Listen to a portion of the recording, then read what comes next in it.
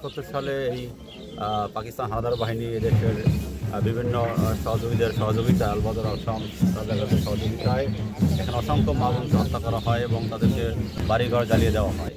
দীর্ঘ সংগ্রামের পরে এই আজকের এই দিনে পিরোজপুর বিজয় অর্জন করে এবং পিরোজপুর হানাদার মুক্ত হয়। আমরা শুধু এইটুকু মনে রাখবো যে আসলে তারা কি কারণে কি অবস্থায় সেই সময়ে পেটে ক্ষুধা রেখে শরীরে কাপড় না রেখে যুদ্ধে নেমে এসেছিলেন। ব্যক্তিগত কোনো স্বার্থ ছিল না, স্বার্থ ছিল সমাজের জন্য, স্বার্থ ছিল দেশের জন্য। মহিলাগণ,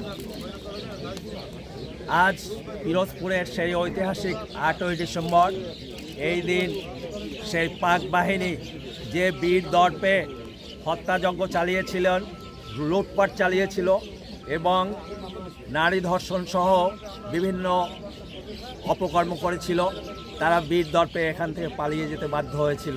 আজকের এই পিরোজপুর মুক্তি দিবসে তাদের সম্মানের সাথে স্মরণ করতে চাই। অনেকে পৃথিবী থেকে বিদায় নিয়ে চলে গেছেন, অনেকে মুক্তিযুদ্ধে শহীদ হয়েছেন। পিরোজপুর সর্বপ্রথম 8ই ডিসেম্বর স্বাধীন হয় এবং সেই স্বাধীনতার দিনে পিরোজপুরে যে সমস্ত মুক্তিযোদ্ধারা আমি স্মরণ করি যে এখানে এই শহীদ বিদিতে এখানেই তারা পাক হানাদার কর্তৃক নিহত হয়েছে। তার মধ্যে